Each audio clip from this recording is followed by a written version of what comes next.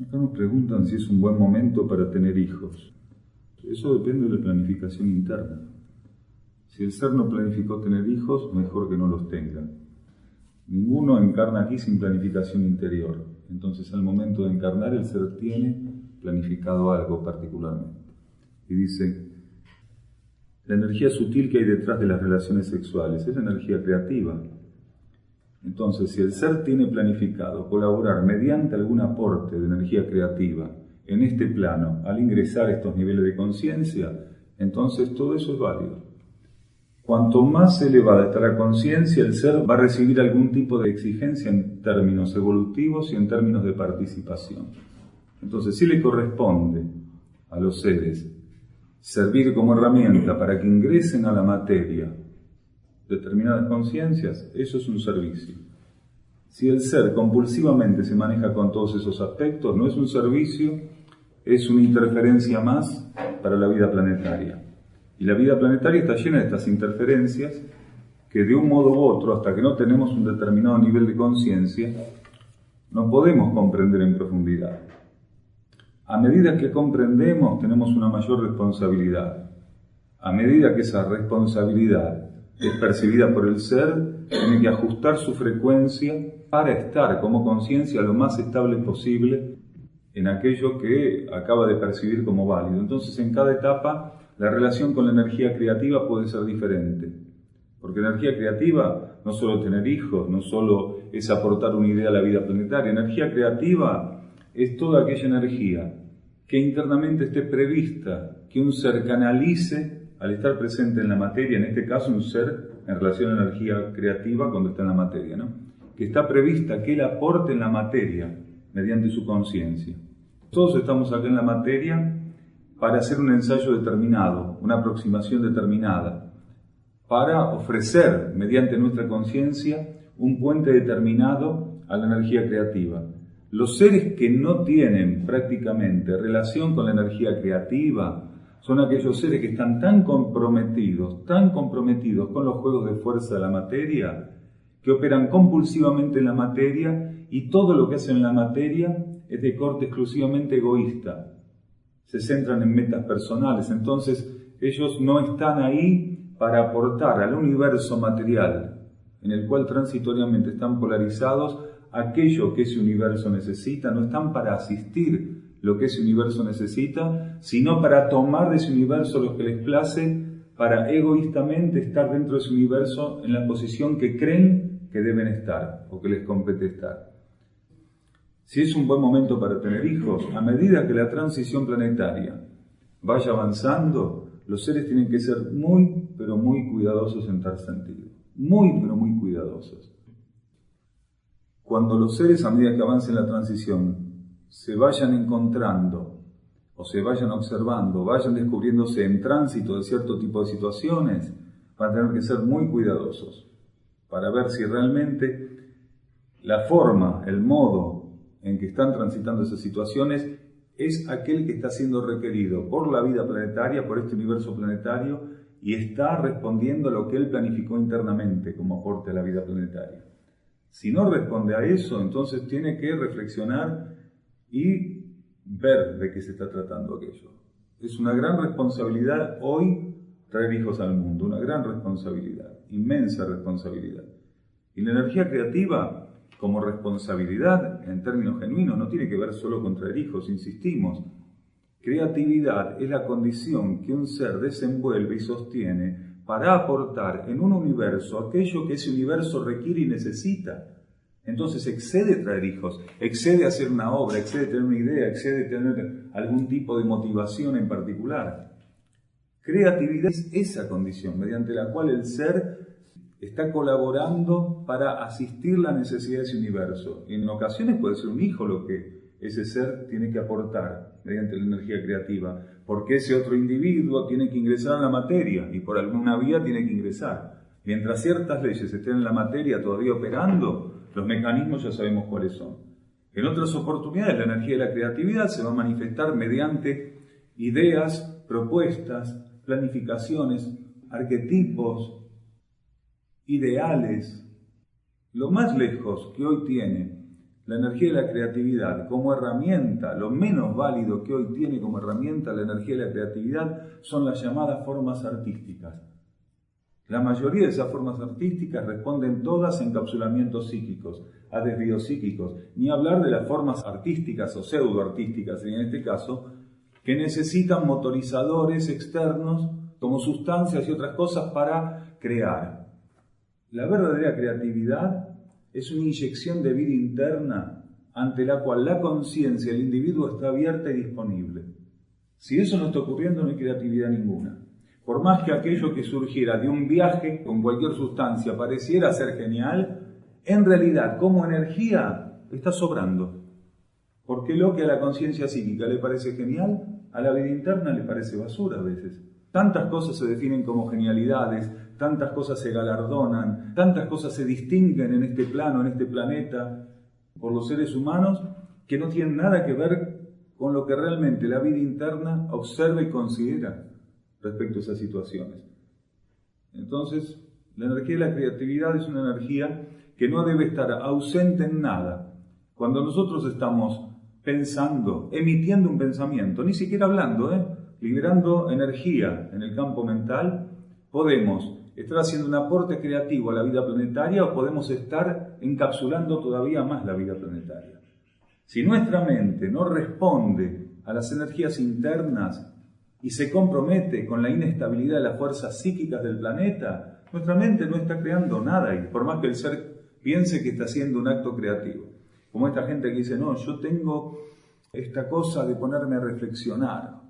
A mí me gusta pensar, reflexionar, soy un pensador. El acto de pensar por sí mismo no es cualitativo, es más cuantitativo que cualitativo, porque hay gente que no puede dejar de pensar nunca. Ahora, la cualidad del arte de pensar es lo que podría llegar a definir que una forma de pensamiento sea una herramienta de la vida creativa o sea, por el contrario, una alimentadora de las fuerzas psíquicas e involutivas del planeta. El simple acto de pensar puede responder a la energía o a los campos de fuerza materiales. Y por materiales estamos diciendo materia mental, materia psíquica emocional y materia etérico-física, concreta. Entonces la creatividad es, a medida que todos nosotros vamos avanzando evolutivamente, la creatividad es o debería ser la cualidad con que nosotros le damos un valor agregado a nuestra participación en el planeta. Cada pensamiento, cada obra, cada reflexión, cada vez que estamos participando particularmente de algo, el valor agregado de todo aquello que saliera de nuestra presencia, surgiera de nuestra presencia, debería tener esa condición de creatividad. Ley de necesidad, ley de manifestación, están directamente ligadas. Ley de sustento, están directamente ligadas a la creatividad. La creatividad es la energía que transcurre como una transversal a través de esas leyes. Cuando hay una necesidad, no puede ser asistida si la energía de la creatividad, la ley de creatividad no está presente. Supongamos que aquí nosotros en conjunto, no solo individualmente, en conjunto percibiéramos una necesidad planetaria. Nos estamos planteando aquí, en este momento, cómo asistirla.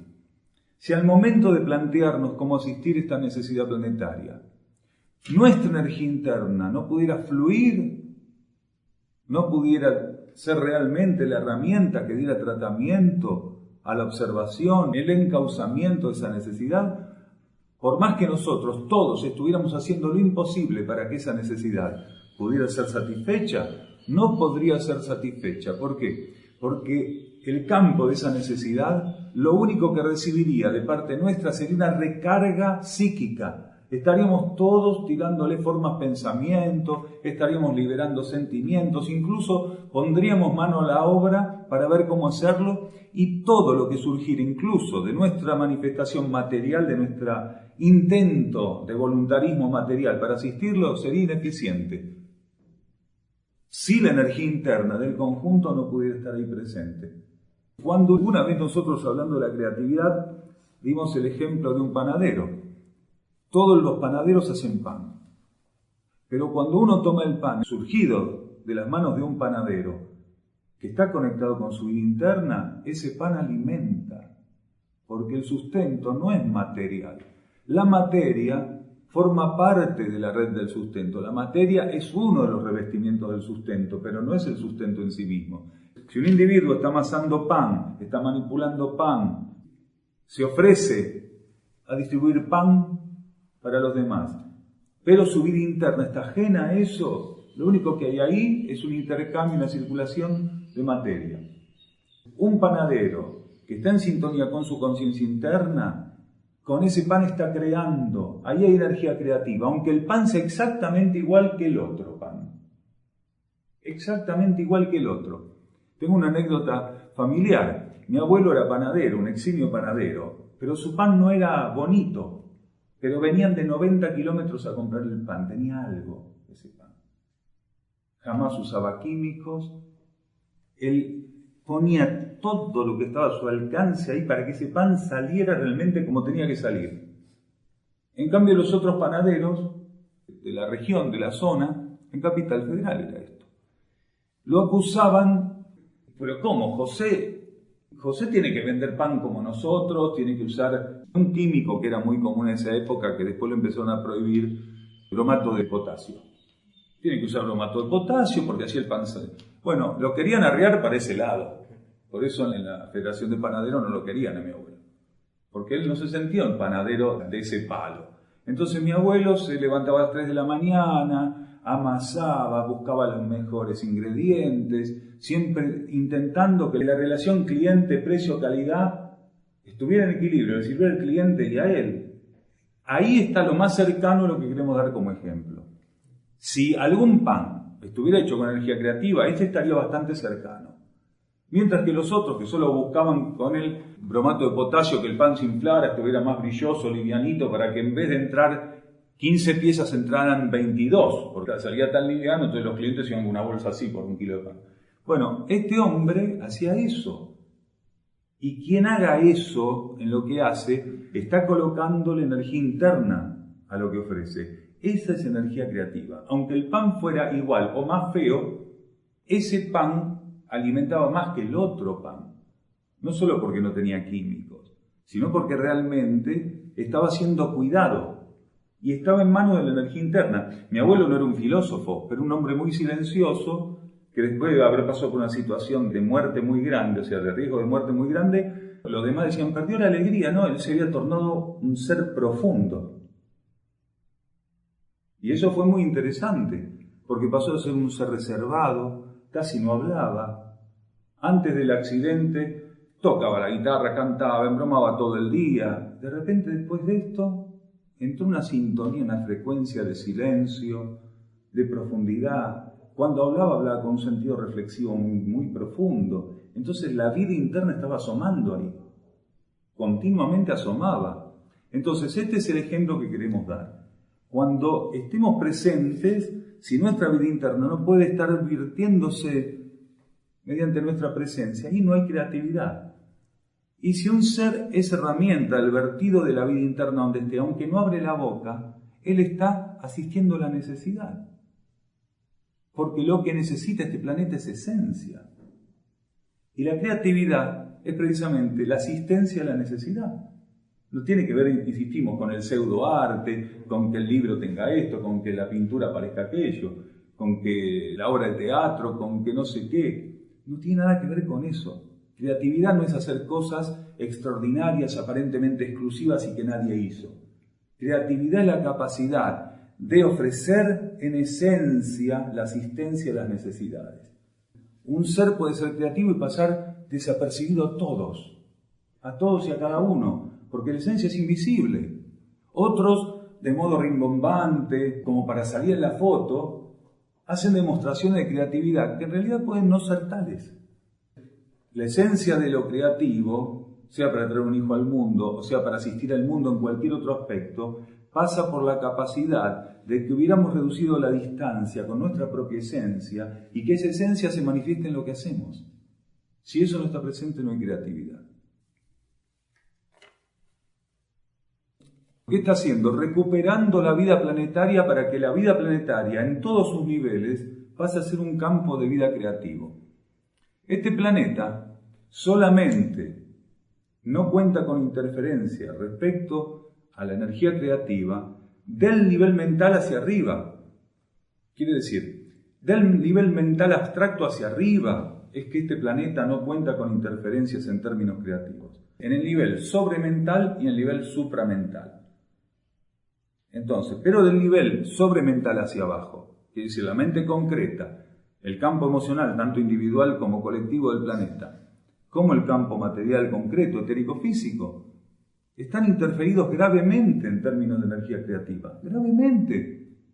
El hombre ha impuesto con su presencia y actividad a la faz planetaria un rictus de dolor, de desequilibrio. La vida planetaria en la superficie es una mueca deformada de lo que debería ser. Nosotros estamos modelando la superficie planetaria de un modo macabro. ¿Qué es lo que hacemos con los bosques, con los mares, con los ríos? ¿Qué es lo que hacemos con los reinos infrahumanos? Estamos modelando, estamos imponiendo un rictus, una mueca, pero tremenda a la superficie del planeta. Entonces aquí la energía creativa está muy interferida, muy interferida. Entonces, realmente donde un ser estuviera permitiendo que su esencia se vuelque, aunque no sea más que silenciosamente, asistiendo los detalles pequeños del diario vivir. Insistimos, un ser creativo no es aquel que hace cosas que nadie hizo, sino aquel que pone la esencia en lo que hace momento a momento. Muchas personas buscan la exclusividad, hacer algo que nadie hizo. Eso no es ser creativo, puede estar haciendo una cosa que nadie hizo y eso es ser una verdadera porquería, nada más. Es como un guante. Si le damos ese guante a un cirujano, puede ser que opere y salve una vida. Si se lo damos a un asesino, puede ser que tome un cuchillo y mate a alguien. Entonces, todo lo que hacemos aquí, todo es un guante. Por sí mismo no es nada. Los pensamientos por sí mismos no son nada si no están siendo en ese momento herramienta de nuestra vida interna. Si la materia mental en su plasticidad no reviste la energía interna y le sirve a la energía interna para que ella encuentre una herramienta, un vehículo para manifestarse. Lo mismo con el campo emocional. En este plano que nosotros habitamos tridimensional, la inestabilidad emocional es enorme. Entonces, la materia emocional que liberamos continuamente y que alimenta esta capa psíquica en su contraparte inferior, en su contraparte emocional, está continuamente recibiendo de nosotros una interferencia inmensa. Son muy pocos los seres que con su centro emocional colaboran para la elevación del emocional general planetario, del campo astral general planetario. La mayoría alimenta con vibraciones inestables, bajas, alimenta todo ese campo y no le permite recuperarse. En cambio, donde hubiera un ser que mantuviera elevado su centro emocional, estable, su campo mental, y que su participación material fuera precisamente una herramienta de ese campo psíquico alineado hacia la vida interna, ese ser, haga lo que haga, aunque aparentemente haga lo mismo que todo el mundo, está recuperando la vida planetaria respecto a lo superior, respecto a lo creativo. Si la energía creativa está siendo manifestada por un grupo, lo que está haciendo ese grupo es actualizadamente responder a leyes que tienen que regir esa etapa del proceso planetario.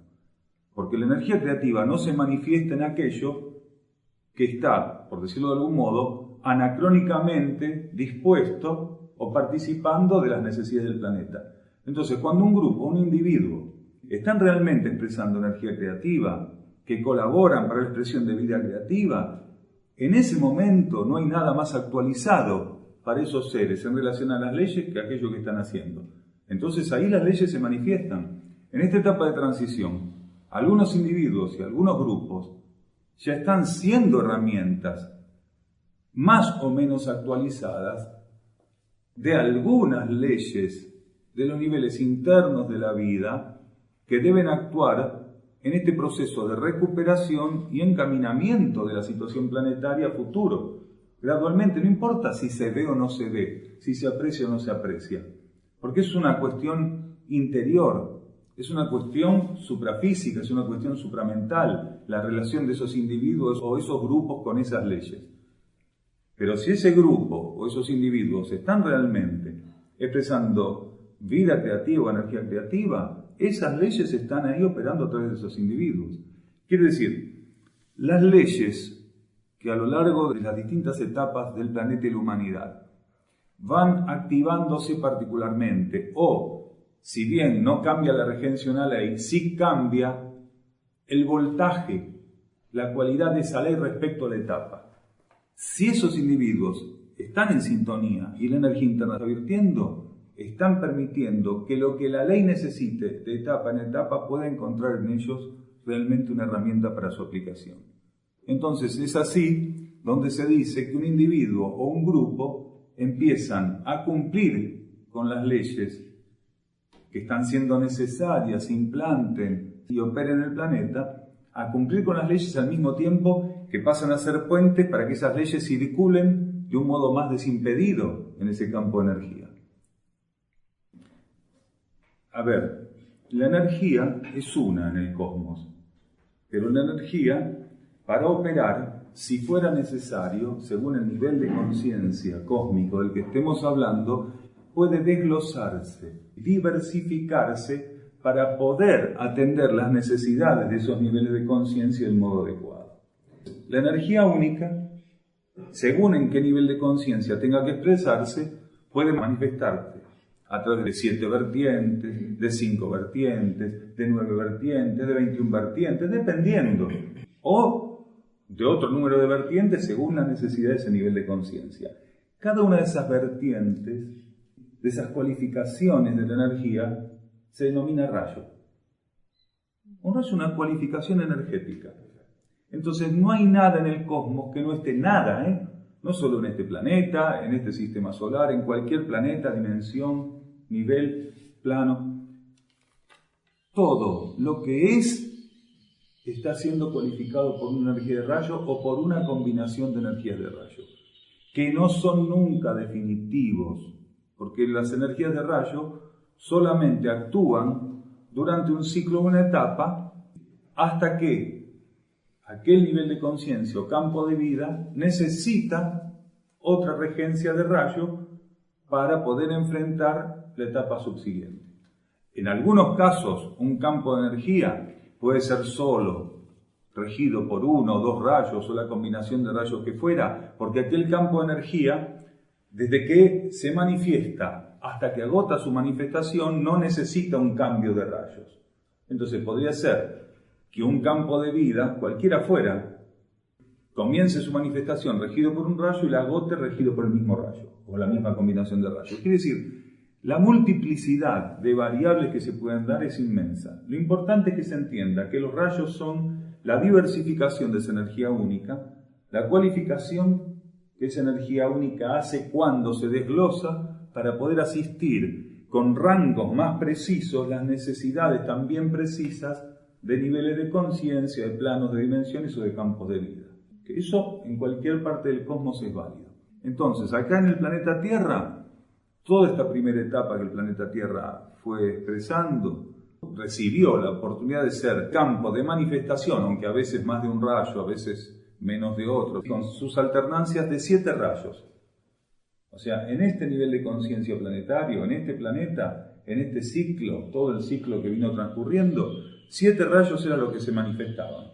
A veces más la presencia de uno, como decíamos, a veces más la presencia de otro, pero 7 rayos.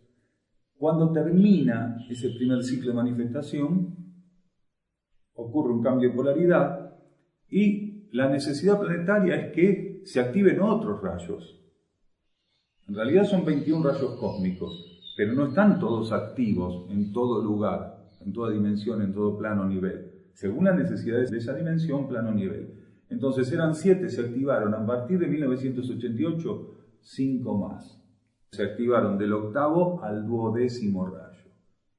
Ahí la vida planetaria empezó a tener otro tipo de connotaciones.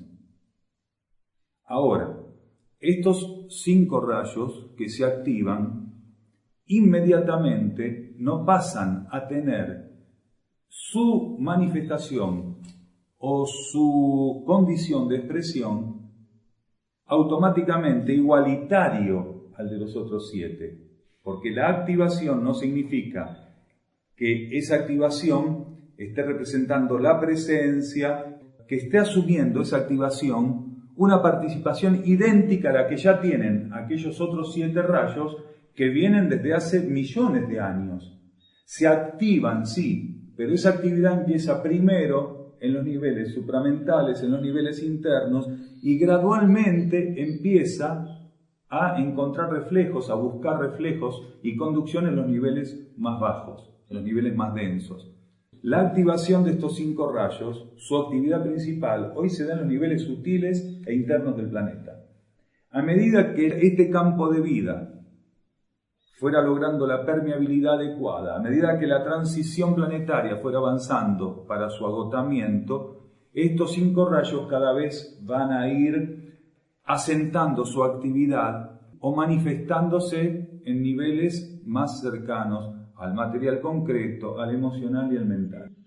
Quiere decir, la actividad principal radial está dada por los 7 que ya estaban activados. Estos otros 5 son 5 rayos que empiezan a manifestar su energía desde los niveles superiores a los inferiores, pero con una graduación muy medida. ¿Por qué? Porque al ser energías de un alto corte, en términos energéticos precisamente, de repente las partículas no pueden recibir ese choque. No pueden recibir ese choque. Son energías de alto voltaje. Son rayos que representan energías de altísimo voltaje. Entonces, es gradual. Hay personas que perciben ya esta actividad de esos 5 rayos. Y hay otros que ni siquiera perciben la anterior. No dicen, yo no percibo nada. Entonces, esto tiene que ver con capacidades individuales o grupales en algunos casos. Que un ser no perciba los rayos no quiere decir que no existan. O que perciba ciertas energías de rayo no quiere decir que él no esté expuesto o que no pueda ser un campo de manifestación para cualquier otro rayo que él no percibe. No tiene que ver con lo aparente, no tiene que ver con lo evidente el trabajo de los rayos. Sí, toda situación está regida por un rayo. Sí, todo plano, nivel, dimensión está regido por un rayo, según en donde encontremos el acotamiento de ese plano, nivel o dimensión. Pero de ahí a percibirlo es otra cosa, es un entrenamiento de la conciencia. Entonces, esos son los rayos, son cualificaciones energéticas de esa única energía. Porque de ese modo la energía puede, de un modo más plástico, asistir las necesidades de cada plano, nivel, dimensión. La pregunta era respecto al templo de la esfera. En el templo de la esfera están todas las bases de los grupos planetarios, de los grupos internos planetarios. Hay grupos que responden a la energía de esos 5 rayos, pero esos grupos operan, como decíamos, en niveles donde la manifestación externa, como los 7 grupos que dan origen a las expresiones externas, es diferente.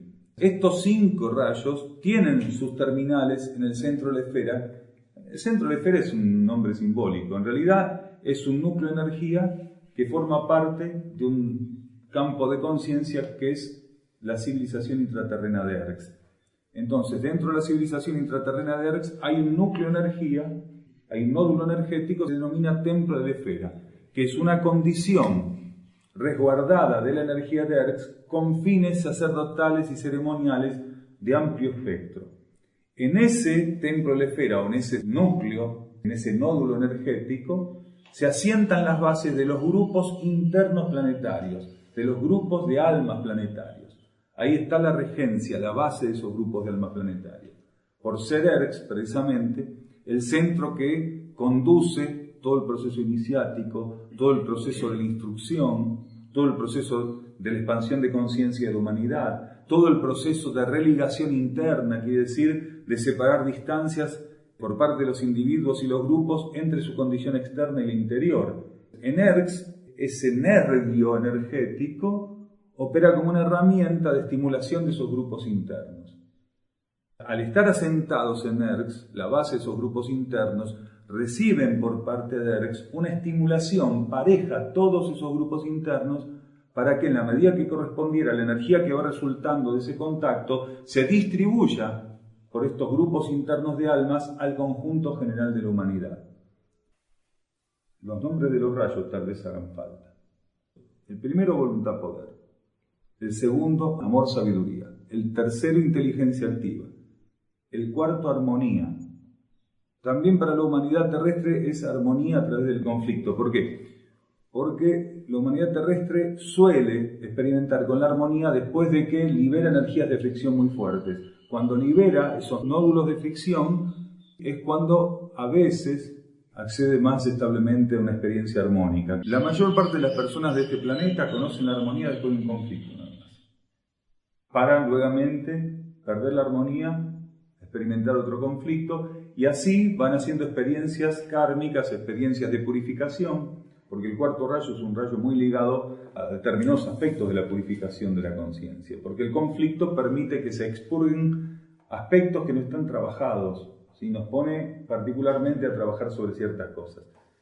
Mientras la humanidad de superficie tenga esta característica inestable, entonces el cuarto rayo para la mayoría de la humanidad de superficie es armonía a través del conflicto. Para algunos seres, gradualmente va dejando de ser armonía a través del conflicto para ser simplemente armonía.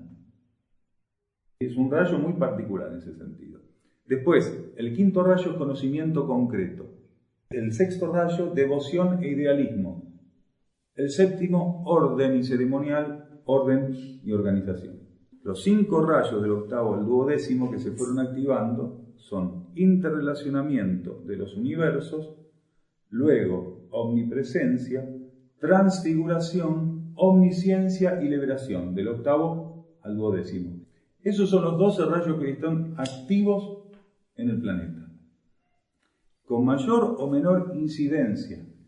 A veces hay un rayo que está gobernando más ciertas situaciones, hay personas que según qué rayo le esté gobernando las situaciones de vida, pueden tener cierto tipo de actitudes, pueden ser conducidas a cierto tipo de vivencias, de aprendizajes, de enseñanzas, de pruebas. Todos nosotros somos regidos por algún rayo. El cuerpo mental a veces puede ser regido por un rayo diferente al emocional, el emocional del físico, la personalidad en su conjunto tiene un rayo, el alma tiene otro rayo, la mónada o el espíritu, mónada es espíritu, tiene otro rayo, nuestro regente puede tener otro rayo totalmente diferente al del alma, al del espíritu, al de la personalidad o al de los cuerpos de la personalidad. El trabajo, la multiplicidad del efecto de los rayos sobre la conciencia y sobre la vida misma es riquísimo. Si los rayos no estuvieran presentes con ese rol conductivo, esa capacidad de ofrecernos estos parámetros energéticos, evolucionar sería imposible. Porque algunos seres solamente pueden hacer transcursos evolutivos cuando determinadas energías de rayo se imponen internamente a su conciencia, abriéndoles camino a cierto tipo de experiencias. Un ser que tiene que tener experiencias de cuarto rayo muy fuertes, si esa energía no estuviera ahí para habilitarlo en esas experiencias, él no podría avanzar. Donde hace falta energía de cuarto rayo, por más que apareciera el mayor voltaje de energía de sexto rayo, que es devoción, el ser no podría ir a ningún lado. Hay etapas donde un ser, guiado por la energía devocional, asciende, vuela, se va para adelante y para arriba. Pero si la etapa donde necesita cuarto rayo se le aplicara energía devocional, se desintegra. Porque parece para arriba el que está alivianado. Y gran parte del proceso purificatorio, el proceso de sacarnos piedras de la mochila, el proceso de purificarnos, el proceso de poder transcurrir pruebas y de aprender a estar en las pruebas adecuadamente, procede en gran parte, según la etapa, de las experiencias de cuarto rayo que hagamos.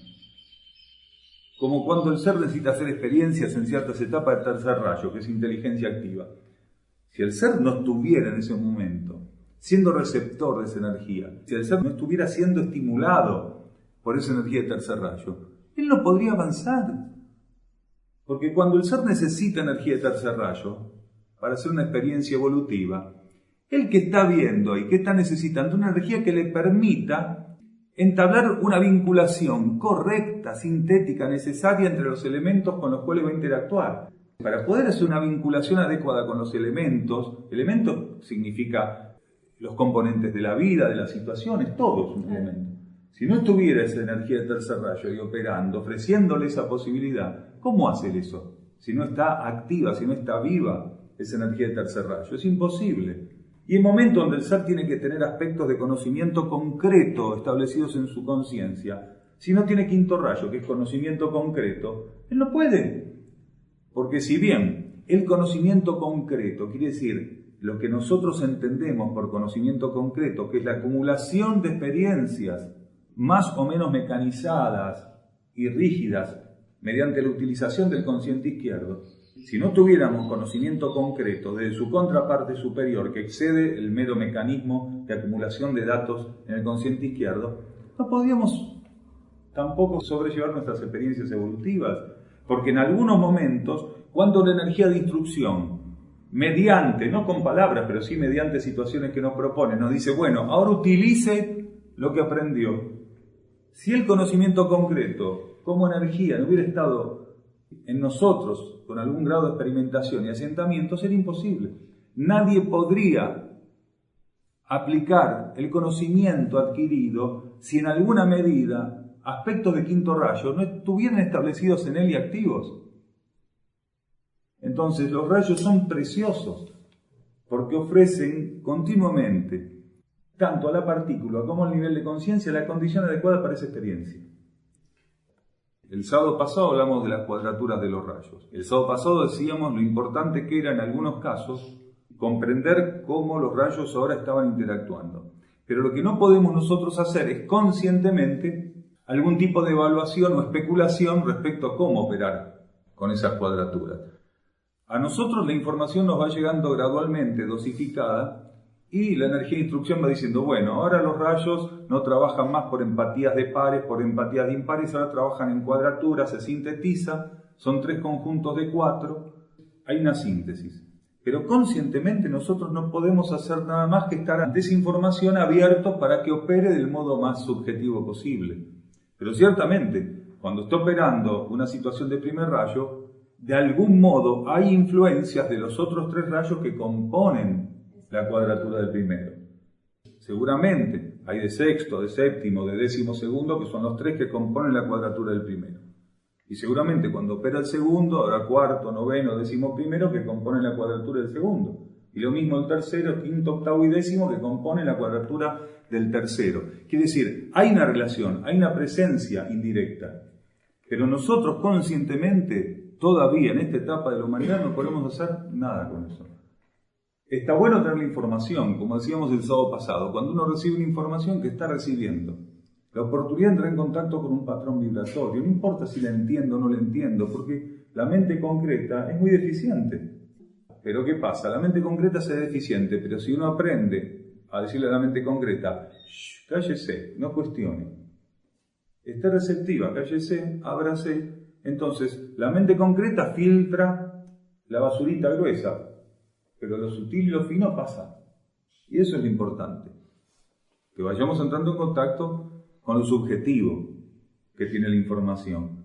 Hay quienes están ya por el proceso evolutivo que les tocó vivir y que hoy cuentan con él como una sumatoria evolutiva, y quienes al momento de recibir informaciones pueden tener una capacidad mayor de romper los límites de la mente concreta y pasar a tener una cognición más amplia donde diga, sí, esto es así, no cabe duda que es así.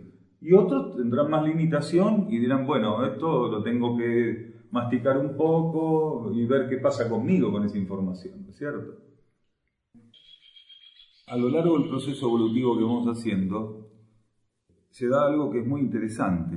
Según cómo nosotros vayamos haciendo nuestro camino, nos vamos a encontrar con etapas donde por más que el ser quiere evitar un conflicto, va a tener que transitarlo.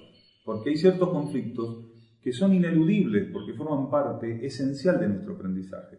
Por más que un ser quisiera evitar un conflicto, si la energía considera que el conflicto está para ser transitado y que el resultado de la experiencia del conflicto, la acumulación de ese conflicto como de cualquier otro en términos de resultado, puede ser beneficioso como aprendizaje, la energía, por más que el ser no quiera estar en el conflicto, lo va a colocar ahí en el conflicto.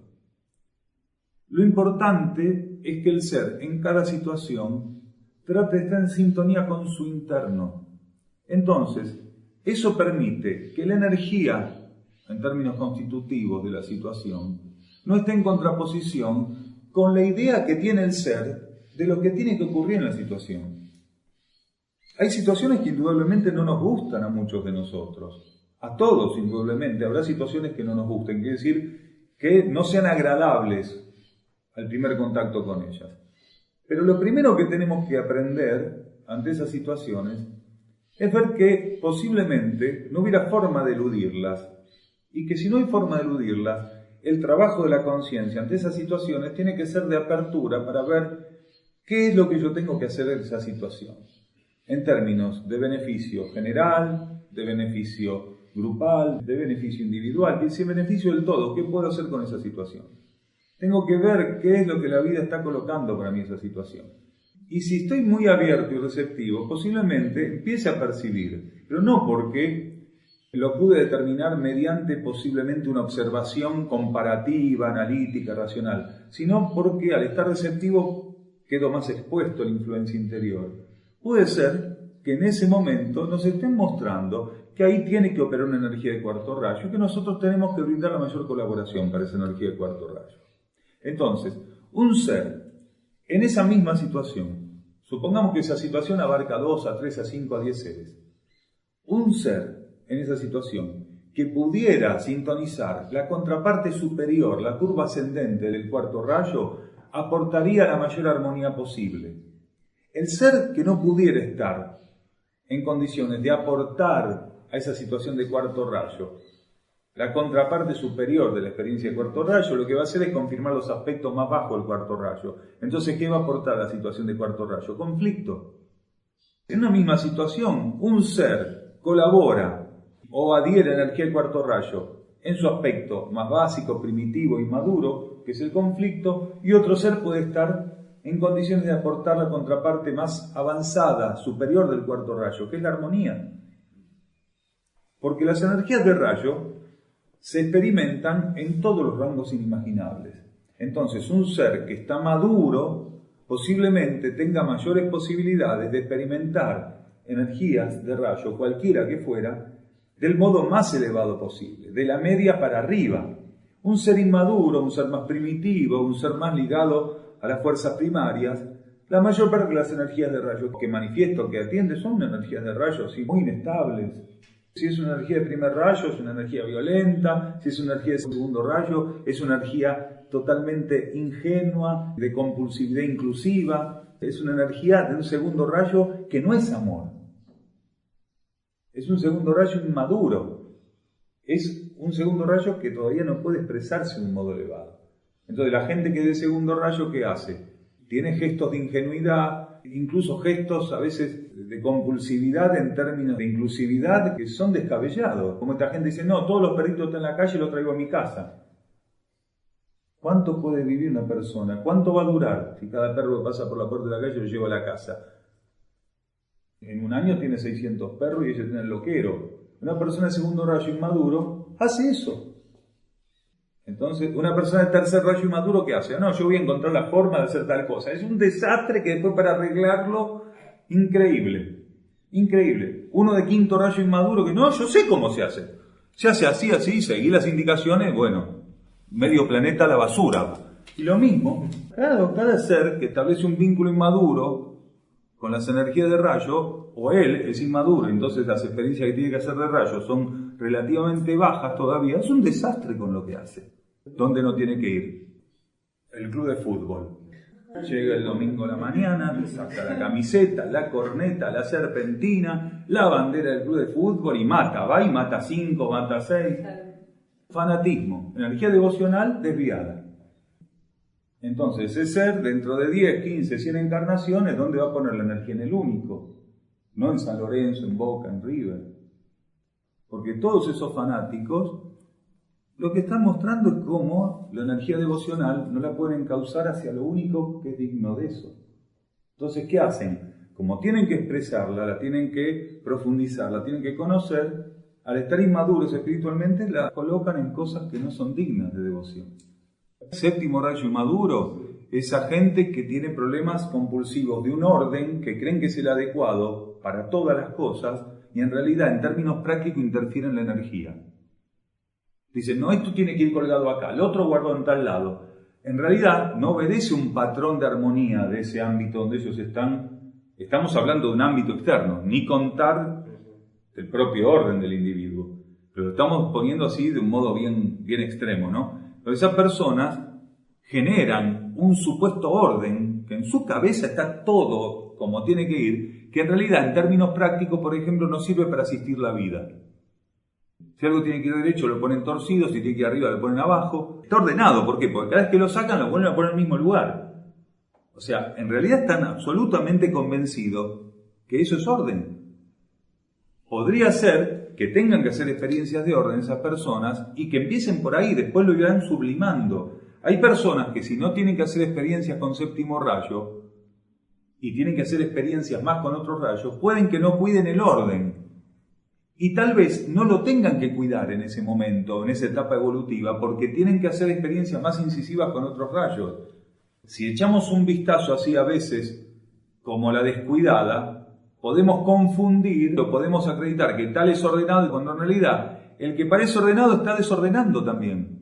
Porque lo que está poniendo es una compulsividad psíquica respecto a la ubicación y presencia de los elementos donde ella cree que tienen que estar. Pero que en términos prácticos, para la vida, para armonizar la vida, no sirven. Porque tal cosa está, en términos internos estaría mejor economizando energías en otro lugar y de otro modo, simplemente no estando. Hay gente que tiene que hacer trabajos de experiencia con el séptimo rayo y se llenan de elementos, llenan la casa de elementos, llenan todo de elementos y después juegan a ordenarlos. Está bien, es un ensayo de séptimo rayo, pero la mayor parte de esos elementos no sirve para nada. Cuando el ser del séptimo rayo empieza, en relación a los elementos de ese universo, empieza a mostrar que va madurando. ¿Esto para qué lo quiero? ¿Sirve para algo? No, no sirve, me lo saco encima. ¿Esto qué es? No sirve, no sirve, no sirve, no sirve, no sirve, no sirve, no sirve. Entonces voy quedando con lo que sirve. Entonces ahí va despejando de elementos inservibles que para otro puede ser útil una etapa, pero para el que está más avanzado, con esas energías, ya son inservibles. Es lo mismo, tiene que ser aprender el individuo a buscar el único centro de vida que está presente en todos y colocar su devoción ahí. Hay etapas, encarnaciones enteras, o ciclos encarnatorios, es decir, ciclos compuestos de varias encarnaciones, donde un individuo tiene que colocar su devoción hacia otro individuo, o hacia una religión. Y eso está para ser trascendido.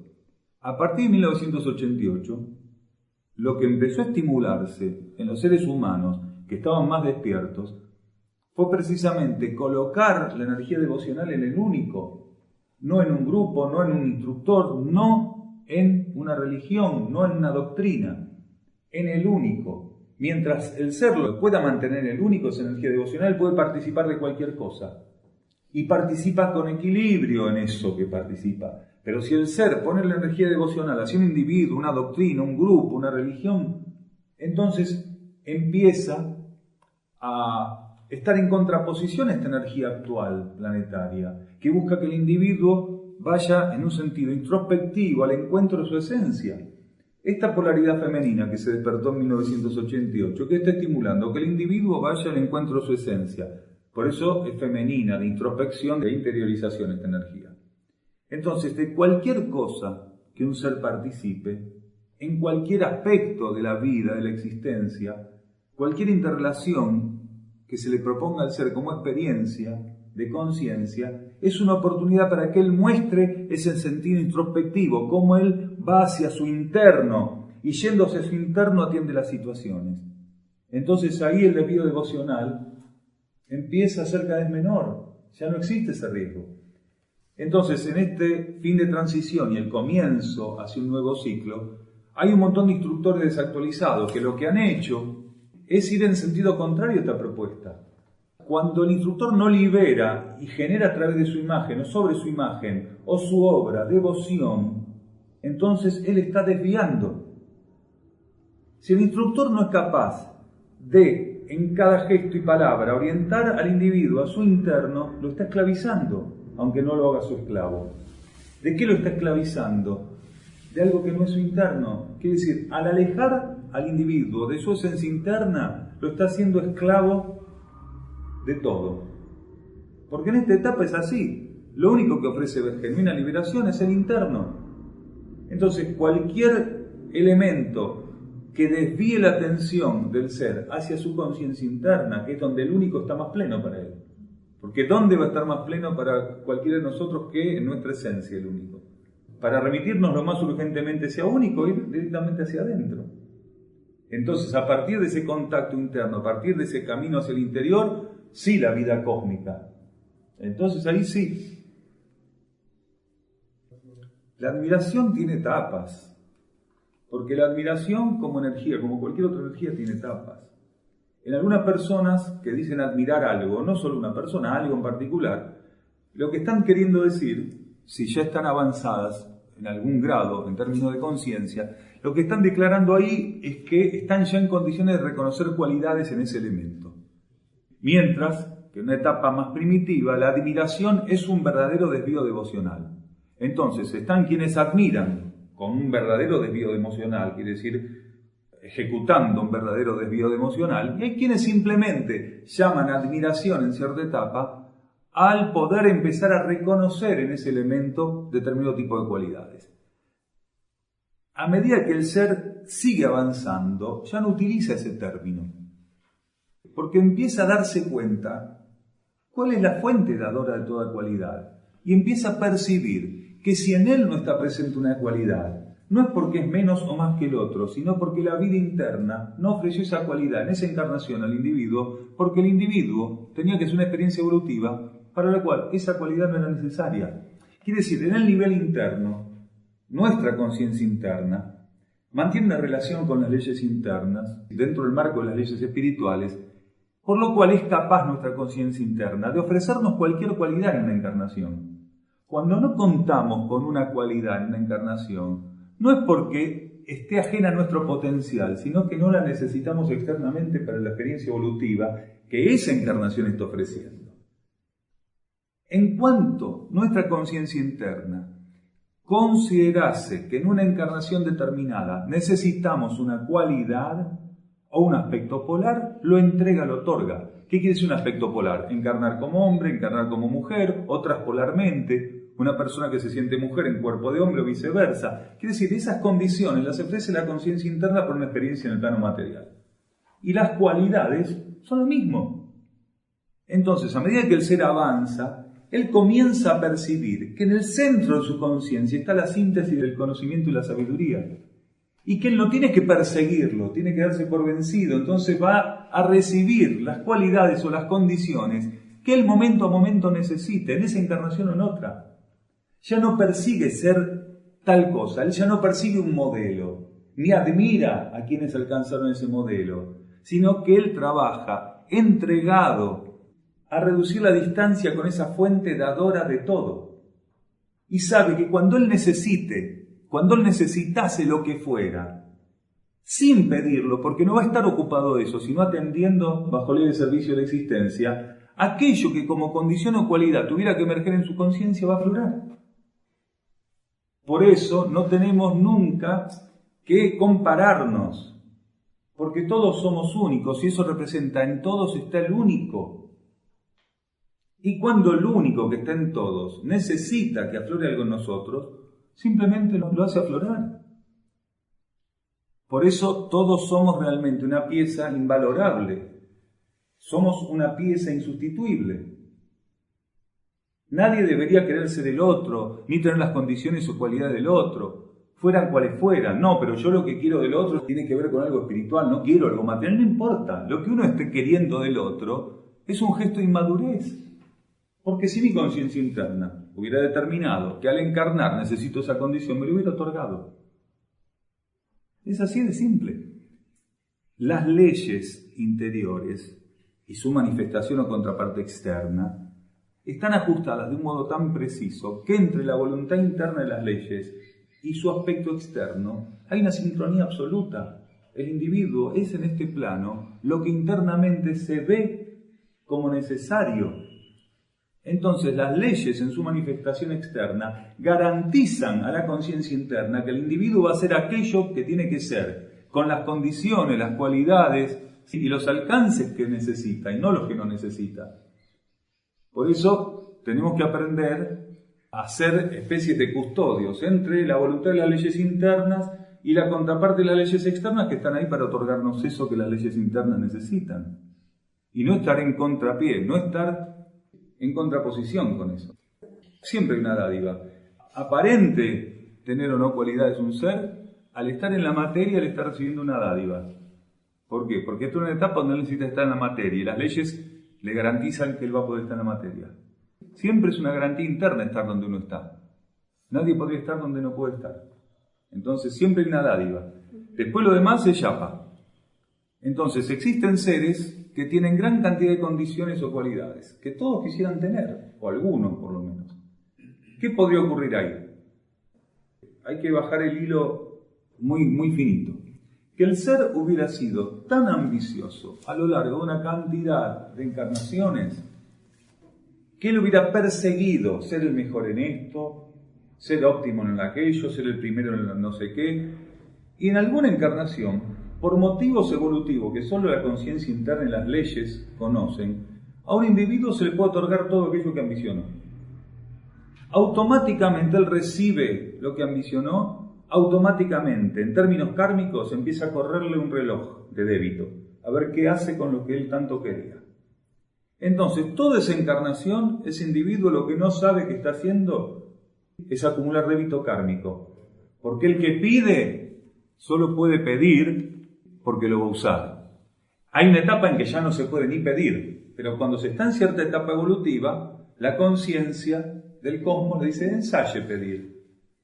Así usted sabe que hay un dador, porque a veces en etapas primitivas, si no se aprende a pedir, el ser no reconoce que hay un dador, que no se ve, que es subjetivo, interno, cósmico. Después, cuando aprendió eso, le dice, pida que no le vamos a dar lo que pide, vamos a colocar lo que necesita. Entonces ahí cambia la cosa. Entonces podría ser eso, pero también podría ser, lejos de eso, todo lo contrario, que un individuo se ofrece como autoconvocado para estar en una situación planetaria donde ese ofrecimiento, si es aceptado por la conciencia planetaria, quiere decir, por las leyes de la energía, necesita o requiera ese individuo ciertas características para que ese sentido de donación y de presencia para interactuar en el planeta pueda ser aprovechado en situaciones particulares, donde él va a necesitar cierto tipo de cualidades o dones. Entonces puede tener el don de la oratoria, de la memoria, el don de la persistencia, el don de la paciencia, de la claridad, el don del equilibrio, el don de no dejarse llevar por las apariencias y otros dones que cada uno puede enumerar. Entonces, ese individuo internamente está siendo asistido, pero cuidado, que para que nuestra conciencia interna pueda ofrecernos ciertos dones o cualidades, en términos kármicos debemos, al menos simbólicamente, haber reunido crédito kármico para poder abrir esa posibilidad. Si el individuo a lo largo de sus encarnaciones, sobre todo en las últimas encarnaciones, no sostuvo actitudes y patrones de vida que permitieran que esos patrones de vida y actitudes abrieran una puerta de rédito kármico para que en algún momento se le pudieran ofrecer esas dádivas, es difícil que pueda cargar con esas dádivas, quiere decir que le sean ofrecidas. Porque la ley de karma, en algunos de sus aspectos, nos muestra, ¿sí?, sobre todo en ciertas etapas, que si mediante nuestras actitudes, encarnación tras encarnación, no generamos condiciones kármicas adecuadas, no podemos recibir determinadas condiciones encarnatorias. Entonces tiene que haber un equilibrio muy puntual entre la voluntad interna que puede ofrecernos, habilitada por la escenografía que la ley de karma le ofrece, puede ofrecernos ciertas características, pero también aquello que nuestra actitud o desenvolvimiento encarnatorio a lo largo de ciclos y ciclos también habilitó para eso. Es una combinación siempre de elementos. Quiere decir, las leyes en términos internos y la conciencia, cuando ligada a esas leyes, no se guía de modo estrictamente racional. En cada situación kármica, en cada encarnación, se dan una multiplicidad de aspectos que son los que generan las condiciones para esa encarnación, que al mismo tiempo cuentan con una posibilidad inmensa de readaptación, de transmutación, de cambio, porque ni bien un individuo entra en la materia, todo lo que él va haciendo en la materia genera o tiene un peso determinado sobre las condiciones encarnatorias que están previstas para él, y según él fuera interactuando en esa encarnación, puede generar cambios, puede generar avances o incluso aparentes retrocesos respecto a las cualidades que tenía que desenvolver, con las que podía contar, o las condiciones mismas de esa encarnación. Entonces siempre va a estar influyendo en aquellas cualidades que inicialmente se nos otorgarían a medida vamos avanzando en esa encarnación, siempre va a estar influenciando cómo vamos asumiendo esa encarnación. Porque si no, un individuo, y ocurre muchísimo, un individuo que está previsto, que tenga una serie de cualidades para colocar en funciones a favor de la asistencia del plan evolutivo, termine no despertando esas cualidades porque él no identifica la meta interna como su propia meta, que es la única forma de encontrar en la vida planetaria, en la asistencia planetaria, aquella contraparte del plan evolutivo que él tiene que asistir, porque si no puede encontrar el camino a su interior, él no va a saber qué hacer en el planeta, porque todo lo que va a hacer en el planeta va a ser elegir, sostener, desarrollar fines personales y egoístas, lo que lo beneficie.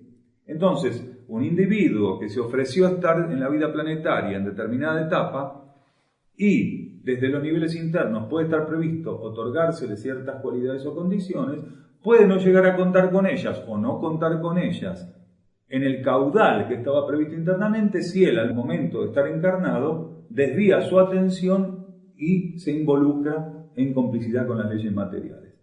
Y le gana a ese individuo los juegos de fuerza de la materia por sobre encima del compromiso que tiene con la energía interior. Todo tiene recovecos. Todo tiene muchos recovecos.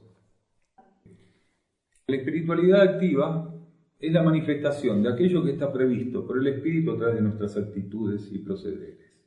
Podría ser que un individuo, en una cierta encarnación, tenga planificado internamente, al estar presente en la materia, participar en la materia, aparentemente con ciertos condicionamientos que incluso podrían parecer ahogados dentro de lo que conocemos como rutina. Pero ese individuo, al tener la capacidad de estar toda una encarnación haciendo lo correcto en su casa, yendo al trabajo, volviendo, teniendo la actitud correcta al saludar al almacenero, al subir al colectivo, lo que está generando es la imposición de un patrón que es muy necesario en este planeta, que es hacer en las cosas más simples y de la mañana a la noche lo correcto. Por eso decíamos, ¿qué es la vida creativa? ¿Hacer lo que nadie hace? ¿O hacer lo mismo que hacen todos, pero permitiendo que la esencia interna se vuelque en lo que hacemos? Entonces, no confundamos, a veces, aquel que aparentemente simplemente es el vecino, que lo conozco hace 30 años, después se jubiló, pasea todos los días al nieto al mismo horario, lo busca al colegio, con que no está haciendo lo correcto. Posiblemente él esté haciendo lo correcto, porque su conciencia interna para esa encarnación simplemente lo puso a hacer eso. Hay seres que le dan un valor agregado a la vida muy grande cuando las cosas simples que asumen son depositarias de su esencia interna y son los menos valorados. Podríamos llamarles los héroes anónimos de la película.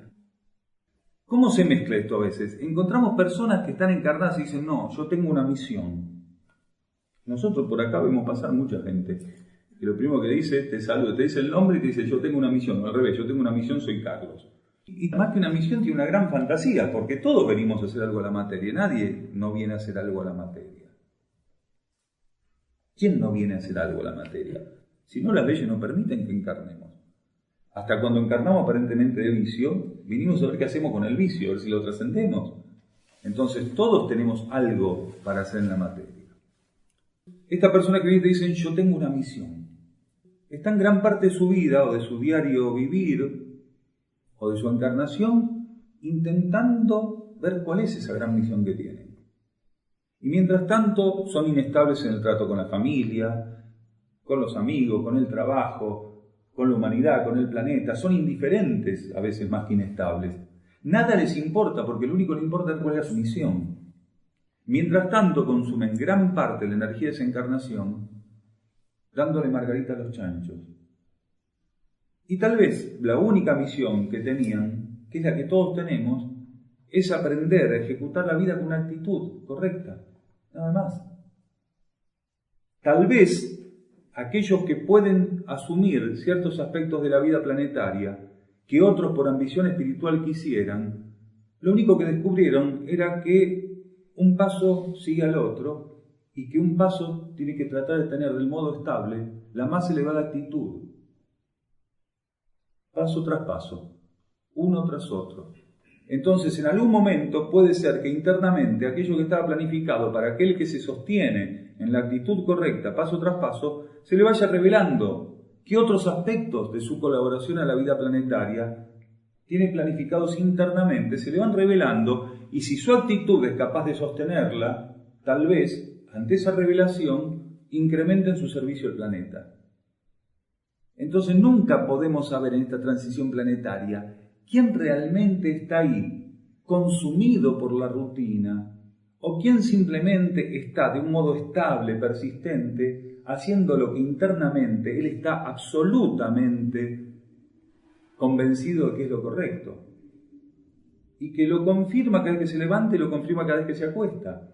Entonces lo importante es entender que para saber qué está ocurriendo en un ser, en un grupo, en la humanidad misma, o en todos los devenires que pueden involucrar individuos, grupos o la humanidad en su conjunto, con lo único que podemos contar es con la intuición, y no con la comparación, el análisis, el raciocinio, porque nos va a llevar por mal camino, porque teatro, hay muchos teatreros en este planeta, hay muchos teatreros, gente que se mata haciendo teatro, y que en realidad no tiene nada que ver el teatro que hace con lo que esa gente es. Entonces lo más importante es tratar de estar abierto, a ver, si yo necesito tener información respecto a esa persona, si estoy abierto la voy a tener, no abierto ante la persona a ver si recibo información, no es eso lo que estamos diciendo. Abierto ante la vida, sigo caminando, sigo atendiendo la vida, sigo tratando de sostener esa actitud del modo más estable. Y si en algún momento necesito la información de Juan, de Perico, de Andrés, si la necesito porque la vida interna me la quiere otorgar, porque yo necesito esa información, y estoy neutro ante Juan, ante Perico y ante Andrés, mantengo la puerta abierta. Necesito esa información, la voy a tener. Entonces ahí, si me dan la información de quién es esa persona o cómo opera esa persona, digo, bueno, tengo esta información por algo y la guardo en mi conciencia, a ver por qué la vida interna me la dio. Entonces es muy difícil determinar por las apariencias lo que parece ser. Lógicamente, si delante de mí un tipo le mete un tiro al otro, se ríe y se va caminando, no me voy a plantear, ¿será o no una batalla? No, porque hay patrones de vida que son una denuncia automática de lo que un individuo es. Pero cuando las apariencias están estandarizadas, cuando un individuo parece ser que vive de un modo bastante estable, armónico y suficientemente positivo su vida, a veces se torna inexpugnable para nosotros, sobre todo si lo queremos hacer a la ligera, saber qué pasa con esa persona o con ese grupo. Entonces tenemos que estar siempre atentos, porque en estos momentos del planeta, más que nunca, la jerarquía de instrucción dice que de todo lo que se vaya presentando como apariencia y como forma vamos a tener que desconfiar. Y que solamente tenemos que estar abiertos a lo que nuestra energía interna nos confirme respecto a las cosas. Esta es una etapa del planeta donde estamos siendo entrenados para reconocer patrones vibratorios. Entonces eso es lo que importa. Si estoy en condiciones de ser neutro ante la apariencia de lo que está ocurriendo, o de lo que es o no es una persona, una situación o algo en particular, y puedo reconocer, porque pude avanzar en el terreno de la neutralidad suficientemente, qué patrón vibratorio está ahí presente. Eso es lo que importa, porque la recuperación de la vida planetaria se va a dar por la reinstalación de patrones vibratorios, no por las apariencias. Porque todo lo que es aparente en este planeta, de acá a poco va a estar disuelto. Nadie sabe cuándo, pero todo lo que es la forma planetaria, su estándar externo, va a ser disuelto, no destruido, disuelto para que la materia y la energía planetaria puedan responder a nuevos aspectos de ley y reorganizarse en términos de campo de energía. Entonces no es la apariencia lo que importa acá, porque a medida que avance esta transición, quiere decir, avance el momento en que todo lo que está aquí se va a disolver, va a ser disuelto para dar paso a un nuevo aspecto, a una nueva realidad en términos de energía, a medida que todo ese proceso avance, lo único que va a ser cierto es la energía presente en cada elemento, no la apariencia que tenga.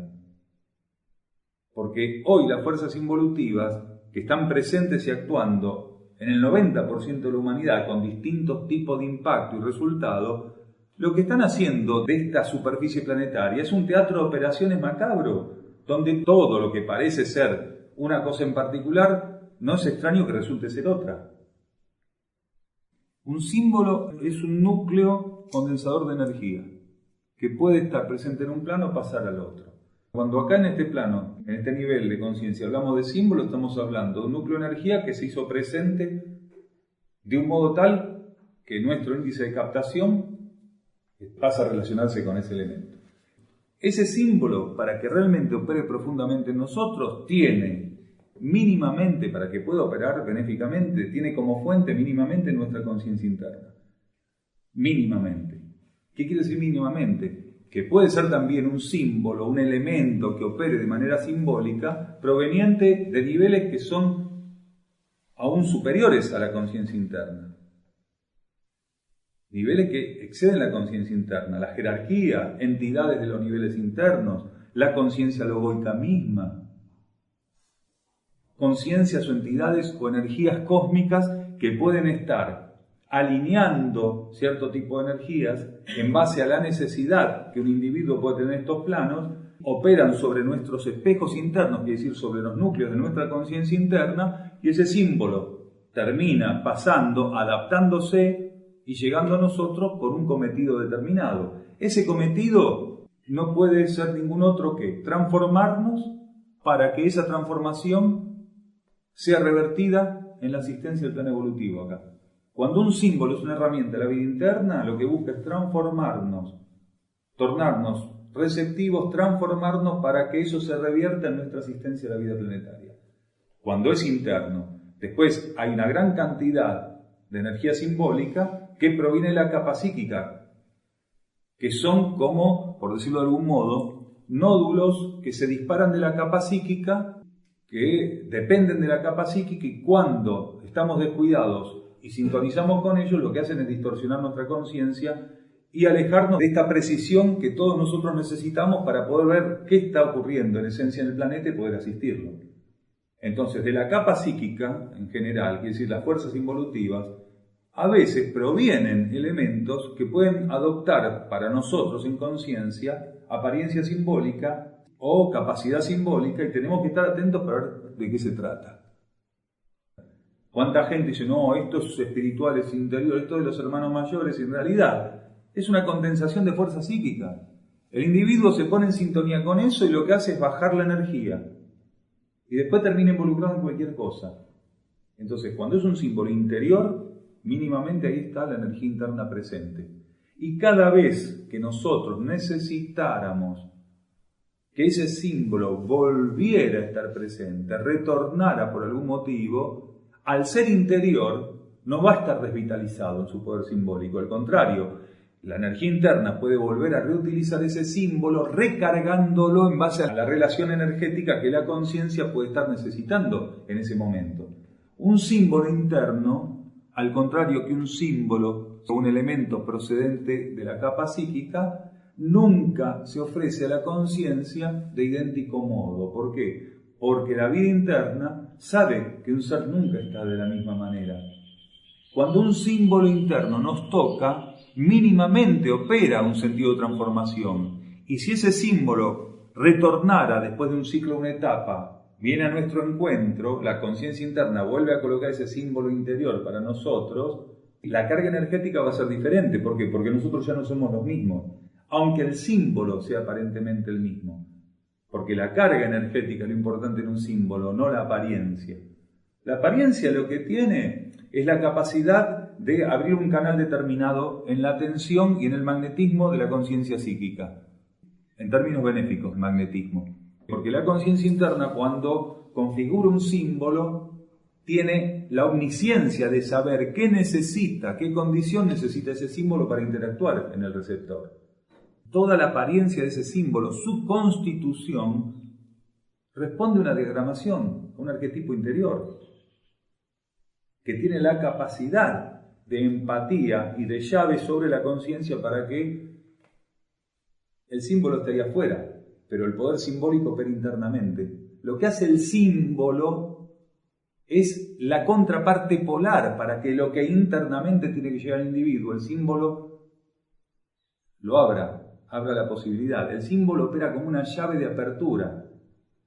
Es un espejo, a su vez, pero es como una llave de apertura. Entonces hace un movimiento de pinza sobre la conciencia. Las fuerzas involutivas o la capa psíquica van tentando con el individuo todo tipo de estrategias hasta encontrar aquella que da resultado. Alguna vez nosotros comentamos, hay personas que creen que las fuerzas de la oscuridad o las fuerzas involutivas o las fuerzas disuasivas o la capa psíquica tienen real conciencia de que nos alejan cuando nos influyen. No tienen ni idea. Porque como están limitadas a las leyes del plano mental y del plano emocional, no tienen ni idea qué ocurre por encima del plano mental. Las fuerzas disuasivas y la capa psíquica no saben qué es la luz, no entienden de qué nos separan. Lo que sí entienden es cómo atraernos. Es el único trabajo que tienen. Cómo interferirnos, es el único trabajo que tienen. Por eso es el elemento que hace más perfecto su trabajo. No es que las fuerzas disuasivas dicen, vamos a alejar a este individuo de la luz. No, no saben qué es la luz. Vamos a alejar a este individuo del Padre. No saben qué es el Padre. No es que sean autárquicas, que no lo son, porque están limitadas por las leyes de la energía cósmica a un plano y nivel para que cumplan un rol nada más. Por más que ellas crean en su ilusión que son omnipotentes, no lo son porque no pueden salir de un plano y nivel. Entonces, cuando nos alejan, nunca saben de qué nos alejan. Lo que hicimos simplemente es responder, entrar en complicidad con la propuesta. Entonces, las fuerzas, cuando están ahí ofreciendo lo que ofrecen, no saben bien qué es lo que está pasando. Lo que sí tienen es una compulsión porque alimentemos o devolvamos el llamado de atención que nos hacen. Ellas nos llaman, la compulsión que tienen es atraer nuestra atención. ¿Por qué? El momento en que nosotros brindamos atención a lo que procede de la fuerza psíquica, automáticamente liberamos energía empática. Y de eso se alimenta la capa psíquica, de una energía empática. Cuando esa empatía se torna estable, se dice que ese ser está captado por la capa psíquica y perdió su conexión interna. Entonces, todo lo que hace es un intercambio, un horizontal con fuerzas psíquicas. Es todo lo que hace.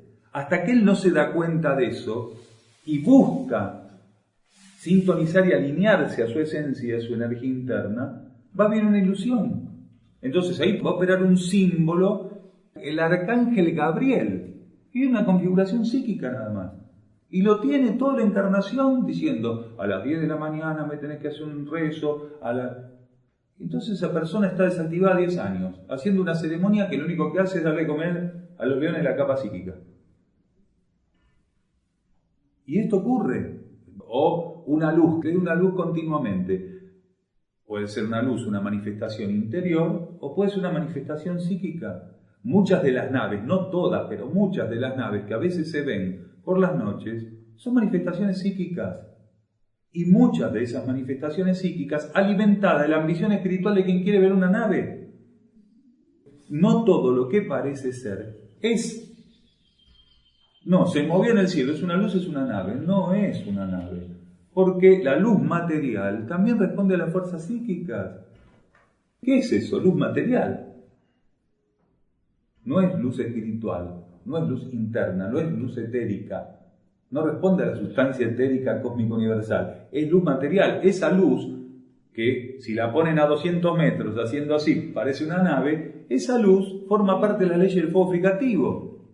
¿Qué tiene de espiritual? Nada. Tiene lo que tiene todo en relación a la ley de un nivel. Responde a lo que las leyes de un nivel tienen previsto. Por eso, ante cualquier símbolo, el ser tiene que tratar de estar neutro, elevar la conciencia y no permitirse que se dispare el nivel mental. Ahí me vienen a buscar, ahí me están dando un mensaje, soy el elegido, ahora me van a decir cuál era mi misión después de tantos años. Está en el horno, porque la mayor parte de esas situaciones responden a la influencia de la capa psíquica. Cuando un ser tiene ambición espiritual, inmediatamente tiene como contestatario al plano astral.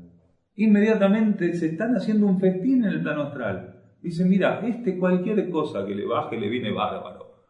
Entonces, nos encontramos con personas que el lunes, martes y miércoles canalizan al Padre Pío, el martes y jueves al Arcángel Gabriel, los domingos a Jesús, en tal hora sobre todo. Entonces, claro, no, pues en otros horarios tienen todo el resto del planeta que también tiene que canalizar lo mismo, entonces es un lío todo esto. No es que esas jerarquías o entidades no pudieran entrar en contacto con conciencias humanas, pero no como máquina de hacer chorizo, ahora todo el mismo mensaje psíquico, emocional y blandengue. No es eso, sin sustancia. Las palabras son todas las mismas en el planeta. Pero tenemos que aprender a poner el oído a la palabra. ¿Hay esencia y sustancia en la palabra? ¿La palabra es revestimiento de la energía interna o no? ¿De qué se trata esa palabra? Entonces ahí está el tema. Y ante un símbolo lo mismo. Cualquier cosa que aparece no viene de arriba. Muchas veces y muchas manifestaciones simbólicas, sin saberlas estamos atrayendo por inmadurez espiritual, ambición, desequilibrio. Abrimos la puerta cuando la actitud es correcta a la vinculación superior, o abrimos la puerta cuando la actitud es incorrecta con las fuerzas psíquicas. Operó como un símbolo. Lo que no sabemos es cuál fue el resultado de esa operativa. Pero indudablemente operó como un símbolo. Pero de todos modos tengamos en cuenta que un símbolo no necesita precisamente por parte del receptor el reconocimiento de límites o formatos. Una situación puede ser un símbolo. Es decir, una situación puede tener un carácter de alto voltaje simbólico para un individuo y transformarlo. Porque para la energía, para las leyes de la energía, la capacidad de expresión simbólica no se limita a un objeto. Un objeto puede formar parte del material constitutivo de los símbolos, pero no se limita a un objeto el símbolo. Una idea, una palabra, un sonido, un movimiento, un color. Dependiendo de lo que un individuo necesite, la energía interna se reviste de ese elemento que puede ir desde una situación hasta una percepción y pasa a operar con carácter simbólico para ese individuo. Tal vez no para otros, pero sí para ese. Nosotros acá estamos muy limitados. Componemos las situaciones como quien sabe que va un tren en la vía, un vagón atrás del otro, mientras que para las leyes internas la simultaneidad y la complementariedad de energías, de leyes, de patrones vibratorios en el marco único de una situación es riquísimo. Mientras aparentemente una situación es una para todos los que la componen, en el mundo de las energías hay una complementariedad inmensa y una simultaneidad inmensa, vibratoriamente hablando. Entonces, para un ser que está ahí presente, eso puede tener un carácter único, puede tener una capacidad operativa única, puede tener una capacidad de conducción, de transformación y de impacto único que para ninguno de los otros 5, 10 o 10.000 de la situación tenga. La situación planetaria actual, en su contexto general y global, es altamente simbólica. Lo que no podemos negar es que para algunos opera simbólicamente de un modo y para otros muy diferente. Hasta para el más renegado, el planeta hoy presenta una situación simbólica, ofrece una situación, un carácter simbólico. Para el más materialista, ese simbolismo tiene un determinado patrón de revelación. Para el espiritual, la situación planetaria global tiene otro muy diferente al materialista. Los dos están ante el mismo símbolo, que es la condición del universo del cual son material constitutivo, pero ni están con la misma actitud, ni ante el símbolo están recabando y absorbiendo lo mismo. Entonces es muy importante el estado de conciencia del individuo para abrir puertas a condiciones simbólicas que pueden ser directamente constituidas simplemente por abstracciones y por casi nada de materia o de formato. No tiene nombre, es el innombrable, es el inmutable, es Dios, pero no tiene nombre. En esta transición cada uno va a tener que lidiar con eso como pueda, porque como nos encaminamos a una situación de conciencia, a una expansión de conciencia inmensa cuando termine esta transición, los que habiten la superficie planetaria, porque ya hay habitantes que trascendieron esta limitación nuestra. Son los seres intraterrenos, intraoceánicos. Pero acá no va a haber nombre para Dios, porque los nombres son herramientas que obedecen a una necesidad transitoria en el estado de conciencia. Cuando uno está transitando un cierto estado de conciencia puede contar con esta necesidad, definirlo como tu conciencia te lo permite y va a estar bien. Depende de donde esté polarizada la conciencia. Quiere decir, lo que decíamos hace instantes, según cómo evolutivamente vos estés plantado. Entonces ahí las cosas van a tener una connotación diferente para vos. Ahí el nombre, volviendo a los símbolos, el nombre de Dios simboliza para algunos un determinado patrón de energía, mientras que para otros algo mucho más amplio que lo excede inmensamente. La conciencia tiene que aprender a sintonizar y darse cuenta que una herramienta u otra herramienta no son lo mismo. Hay momentos donde, en determinado marco, utilizar la palabra Dios está definiendo mejor la energía a la cual se quiere hacer referencia. En otros momentos, ese término es muy limitado y limitante. Entonces ahí hay que tratar de colocar algo que sea más amplio. Hace un rato decíamos, volviendo a algo que se dijo hace un ratito, nomás hasta media hora, decíamos, ya no es tiempo de pedir. Si ya no es tiempo de pedir, cuando hablamos de la divinidad, estaría bueno decirle inmutable, para entender la relación de la conciencia con esto del pedido, de la mutabilidad o la inmutabilidad de los elementos. Entonces, si es el inmutable y yo le pido, ¿qué va a hacer? Nada. ¿Cuál es la relación con el inmutable? La relación con el inmutable la tengo que cultivar por medio de las leyes que él me ofrece. No pedirle nada. ¿Qué me va a decir el inmutable si me dijera algo? Que no me va a decir nada, pues es inmutable. Si me dice algo, está mutando. Lo que hace el inmutable es, de modo inmutable, sostener sus leyes. La manifestación de su energía y su conciencia única, su vida única y su esencia única. Es todo lo que hace. Yo le pida, no le pida, patalee, no patalee. ¿Qué va a cambiar de opinión? Si cambió de opinión está enfermo. Si está enfermo no es el inmutable, no es el único. Es un ciclo de retroalimentación enfermiza. Entonces, en algunos casos hay que hablar ya del inmutable, por sobre todas las cosas, aunque simplemente es un nombre, que también es limitante y limitado. Pero para la conciencia humana, que es muy limitada, hablar del inmutable es decirle, vamos a desempolvar un poco esta cosa tan retorcida, esta cosa tan endurecida, tan encapsulada. Entonces ahí, si hablamos de pedir, tenemos que decir primero, bueno, ¿vos crees que ese Dios que tenés es un Dios que hace favores? ¿Crees que es un Dios que cambia de opinión? ¿Crees que es un Dios que le tenés que decir lo que te hace falta porque no se dio cuenta, entonces le tenés que pedir? ¿Vos creés en ese Dios? Bueno, entonces ponés cualquier otro nombre porque no estamos hablando de Dios. Apuntaste bajo y mataste una perdiz que volaba. Y como volaba creías que era un ángel. Entonces no es Dios. Estás hablando de otra cosa. Entonces al inmutable no puedo pedir nada. Para que cambie mi situación tengo que cambiar mi relación con las leyes del inmutable. Según cómo yo me maneje con esas leyes, según cómo avance en el tratamiento, en la experiencia de vivir las leyes del inmutable, va a ser lo que ocurra en mi vida. Si le pido, no va a pasar nada. En esta etapa de mi existencia. Ahora, en una etapa más primitiva, las mismas leyes del inmutable le dan la posibilidad al individuo de experimentar, pedirle a eso que él cree que está arriba, y a veces va a tener resultados. Entonces así, las leyes del inmutable van llevando al individuo en una etapa primitiva a darse cuenta que hay algo que está arriba, que a veces te da lo que pedís y no sabes cómo, pero te lo da. Entonces va llevando a las partículas a la convicción tan preciosa de entender que hay algo por arriba de la materia y del hombre. Pero cuando el hombre aprendió que hay algo por encima de sí mismo, las mismas leyes del inmutable dejan de darle lo que pide para decirle que tiene ofrecidas las leyes, que deje de pedir y que trabaje con las leyes. Y ahí empieza a haber una transformación.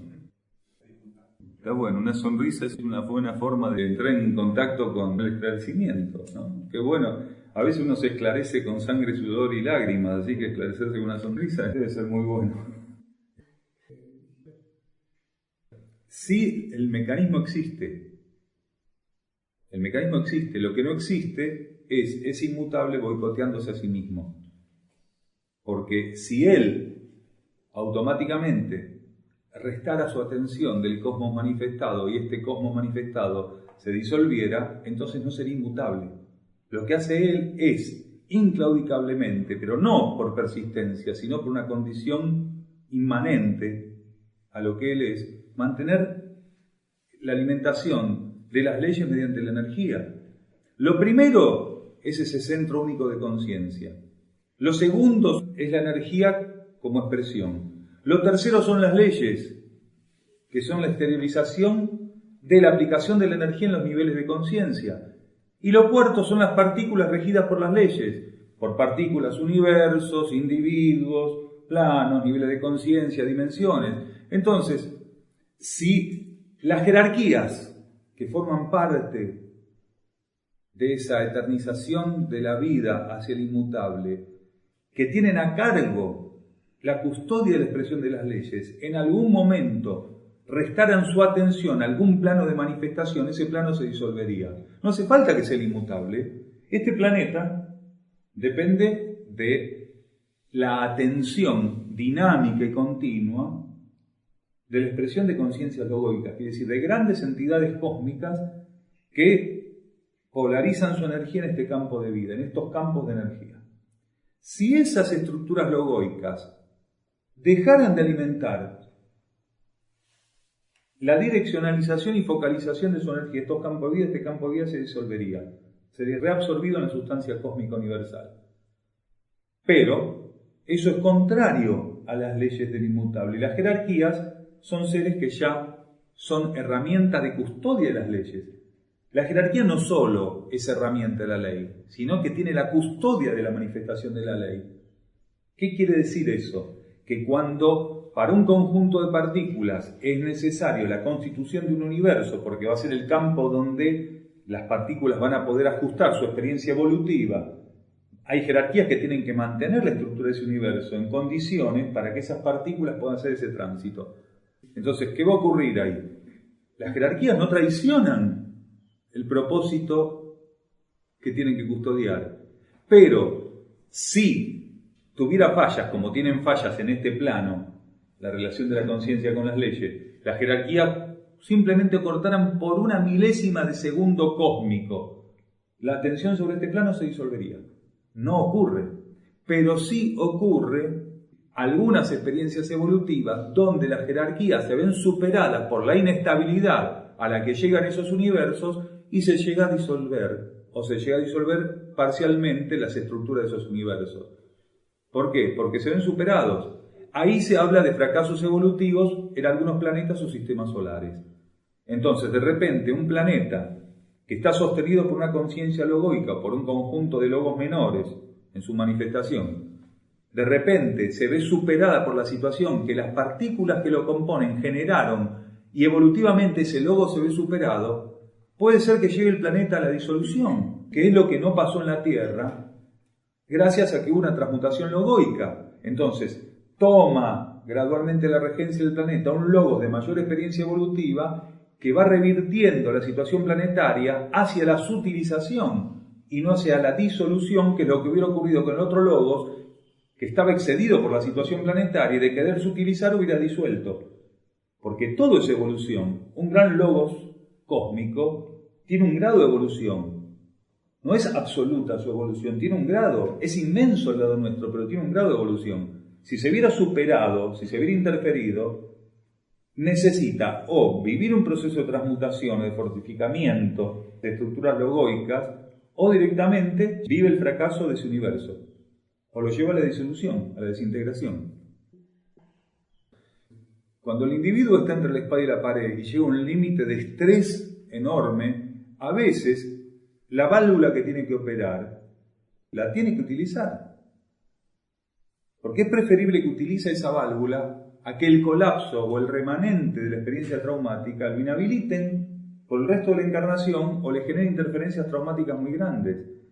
Entonces es válido en algunos momentos que un individuo en una situación desesperada llegue a tener cierto tipo de reacción o de búsqueda de superación de esa situación. Esto tiene que ver con el estadio evolutivo de cada individuo. No se lo puede conceptualizar de modo general. Sí, de modo general, para los individuos que están más despiertos en el planeta, corresponde ya darse cuenta que no se puede seguir pidiendo. Porque mientras no cumplimos con las leyes por un lado, no podemos pedir por el otro. Es contradictorio, es loco eso. Yo no cumplo con las leyes en términos evolutivos, en términos espirituales, pero le pido que la consecuencia de no cumplir me la retiren. Quiere decir, las leyes me otorgan aquello que no me gusta porque no cumplo con las leyes, pero le pido que me lo retiren. Es muy loco, es muy histérico eso. Es altamente histérico.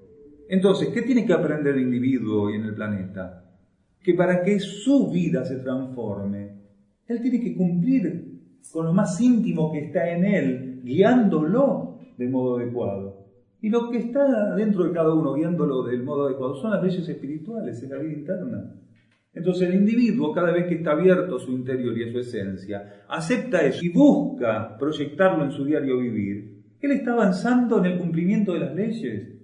En el cumplimiento de las leyes internas o espirituales es que se consuma el avance de las leyes materiales, se consuma el dominio de las leyes materiales. Nadie puede dominar las leyes materiales si no se entrega a las leyes internas, que son la supranaturaleza de las leyes materiales. Las leyes materiales son las leyes naturales prácticamente, y las leyes internas son las leyes de la supranaturaleza. En nuestra conciencia internamente está viva la supranaturaleza. Yo tengo que abrirme a eso. Si no me abro eso, nunca voy a poder ejecutar mi vida en armonía con las leyes materiales, lo que significa, a partir de cierto momento, el dominio de las leyes materiales, pero no dominio en términos patéticos, no dominio en términos materialistas. Dominio quiere decir que la materia no me domina más, que no sucumbo ante la materia, que no estoy inestable ante la materia. Eso significa el dominio de las leyes materiales. Poder estar en la materia, redimiendo la condición de la materia, que no es ninguna otra que ser portadora de esencia. Que la materia esté interferida no significa que no tenga esencia para ser liberada en ella. Entonces, eso es lo que nosotros tenemos que aprender a entender. Ahí es donde tenemos que colocar la conciencia y avanzar. Hay un tipo de disolución que no obedece a la sutilización. Entonces, el término clave es sutilización. Cuando un universo que tiene que ir sutilizándose se degrada en términos de desintegración, ese universo no llega a brindar a las partículas que lo componen la pista arquetípica y evolutiva que necesitan. Claro que todo universo tiene un proceso de inicio y término, pero en cada etapa, en el avance de esa curva que tiene que ejecutar ese universo, tiene que haber un cumplimiento, una regencia, un desenvolvimiento y un agotamiento armónico de lo que las leyes a lo largo de todo ese arco evolutivo ofrecen. Hay universos que llegan a un punto, llegan a un grado de ese arco evolutivo donde se produce un colapso y lo que sigue no responde al arquetipo de ese universo ni el que necesitan las partículas para hacer la trayectoria evolutiva. Entonces ahí viene el colapso. Claro que siempre hay un principio y un fin. Las fuerzas involutivas aquí están queriendo destruir el mundo tridimensional de este planeta. Bien, hace un rato dijimos, toda la forma de este planeta, todo lo que compone los niveles tridimensionales está para ser disuelto. La diferencia entre lo que quieren hacer las fuerzas involutivas y lo que las leyes de la energía intentan sobrellevar adecuadamente es precisamente que las condiciones de la disolución, de la sutilización y del reinicio de la instalación de la vida en la superficie obedezca a las leyes de la energía y las necesidades evolutivas, mientras que las fuerzas involutivas harían saltar todo por el aire, truncando las experiencias evolutivas que se tendrían que hacer de un modo armónico, incluso dentro de lo que es un proceso de disolución. Las fuerzas de la luz, las energías de la luz, las leyes cósmicas, tienen previsto en algún momento generar el ápice de la transición, un gran colapso y el salto hacia un nuevo estado de conciencia. Eso está previsto, pero conociendo la voluntad única, las jerarquías que están a cargo de eso van a hacer que el proceso responda a las necesidades evolutivas, tanto de este universo como de las partículas, mientras que las fuerzas involutivas no. Si pueden, esto lo destruyen hoy, ya. Incluso, por eso decíamos que no saben lo que hacen, de destruir esto como lo quieren destruir, es su propia destrucción. Porque tal cual ellas están conformadas vibratoriamente, solo pueden habitar este campo de vida. Son como ese relato, esa fábula del escorpión y la rana, ¿no? Está en su naturaleza, la pica en la mitad del cruce del lago, él va montado en el... Es lo mismo, las fuerzas involutivas hacen lo mismo. La rana algún día va a morir, eso lo saben las energías. Va a morir cuando haga falta, pero el escorpión representa las fuerzas involutivas, la va a matar antes. Y con la muerte de la rana muere él. Hay una falta de coherencia, de conocimiento de hacia dónde va la vida y cómo tiene que pasar. La conciencia, bajo una ceremonia estrictamente equilibrada, del lado interno al lado externo, del lado externo al lado interno. Entonces, mientras eso responda a las leyes, está todo bien. Cuando nosotros nos caemos, que decimos, estoy pasándola mal y las involutivas vienen y me dan, cuando nosotros nos caemos, simbólicamente hablando, estamos sacando una bandera y diciéndole así, vengan que estoy acá, estoy mal, vengan y péguenme, písenme.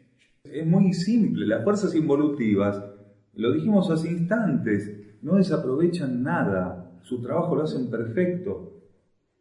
Son como las pirañas, uno entra con un corte en el brazo y es raro que pueda cruzar por el otro lado si está lleno de pirañas. Las pirañas no hacen nada malo, van y comen. Pero yo les estoy diciendo que vengan con el corte en el brazo. Si no tengo ninguna lastimadura, es muy difícil que alguien sea agredido por las pirañas. Las fuerzas involutivas responden a una empatía vibratoria, es lo mismo. Cuando el ser, teniendo todo lo que necesita para hacer su trabajo interno, en vez de hacer ese trabajo interno, de intentar sostenerse, él cae. Él teniendo refuerzo interno, él teniendo respaldo interno, él recibiendo estímulos internos, cuando teniendo todo eso, él se identifica con los juegos de fuerza en la materia, es como entrar al río con pirañas con un brazo lastimado, es lo mismo. Van y hacen perfectamente su trabajo. Entonces ahí el ser tiene doble trabajo, tiene que remontar lo propio y lo ajeno, porque cuando las fuerzas involutivas se precipitan en ese ataque, se potencializa mucho. ¿Por qué? Cuando el ser está atento, empieza a notar que hay inestabilidades en su conciencia psíquica, él tiene que inmediatamente ponerse a trabajar para superar eso.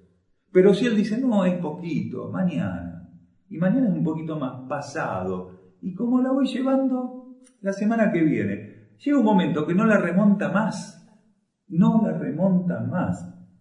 Y si el individuo, en momentos donde recibe internamente la dádiva de un periodo, una meseta de armonía, no aprovecha esa armonía para crecer internamente, y como está en armonía dice, no, yo la tengo comprada, está todo bien para mí. Está equivocado porque acá continuamente tenemos que ganar ese centímetro de equilibrio y de armonía. Estando en la materia, la posibilidad de salirnos de eje es continua, unos más, otros menos, pero pruebas tenemos que cumplir todos. El individuo que está más avanzado espiritualmente ya lo sabe, conoce esas trampas, no baja tanto la guardia, pero si se la cree, la va a bajar mucho y va a pasar por pruebas que no tiene que pasar. Entonces, todos estamos acá siendo invitados a mantener, a sostener, a revertir, a invertir lo que recibimos internamente en la elevación de nuestra frecuencia interna, la alineación, la sintonía. Entender que lo que se logra hoy hay que mantenerlo nuevamente mañana, que no hay logros definitivos en la materia.